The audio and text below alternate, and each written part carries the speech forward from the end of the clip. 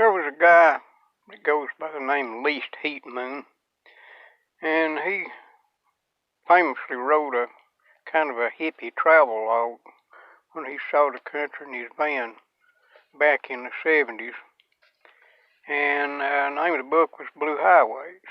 And that has come to be a term that you hear used these days.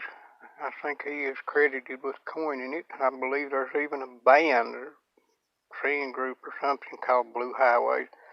But I never knew the origin of that name until I saw this, and it comes from an old Rand McNally maps, road maps, and I guess they still do this, but they marked the major highways in red and the lesser highways in blue.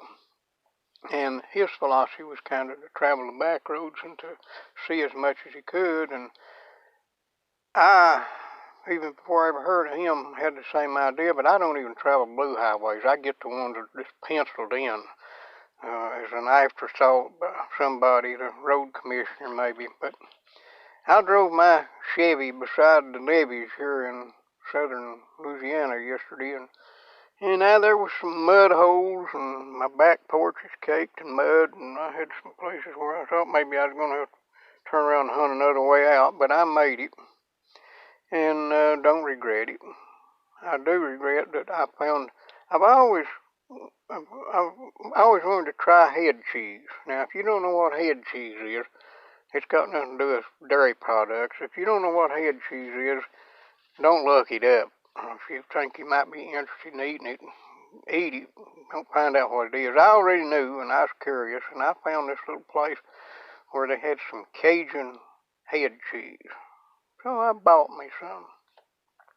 As soon as I opened the package, I knew that I was in trouble because I could just tell from the way it smelled that it had some onions in it, and I can't eat onions. None. But this was just so tempting. I tasted of it, and it was so good I ate some of it, which I soon came to regret. It did not add any pleasure to my trip, but I've survived. And was thinking that, traveling it's if you travel and go back somewhere you've already been, which I have been doing, but this trip was a new experience. But when you travel to somewhere where you've already been, you're actually traveling in time.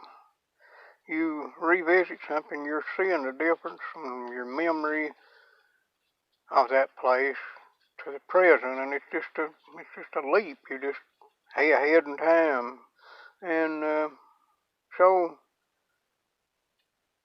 that's part of the fun of traveling. The other is, if you just travel and don't meet new people or see new things or do new stuff or learn anything, and you've not really been anywhere, you might as well just stayed home. But this, the few times I've been to southern Louisiana, I always get kind of discouraged down here. It seems like it's always raining when I'm here, and it's always cold, and it's just a dismal place, and throw in some head cheese for lunch, and I just kind of got down. But I arrived at Burns Point Campground. It's a parish-owned campground. It's beside the Gulf Waters, and they had a chilly wind, and they were blessed me with an icy shower, so cold that my head hurt, and I'm happy to be here and happy to survive the head cheese and the cold shower and stiff winds, and I'm going to head north today. Don't know exactly where north, but north, because that's the only way I can go without driving out into the Gulf of Mexico.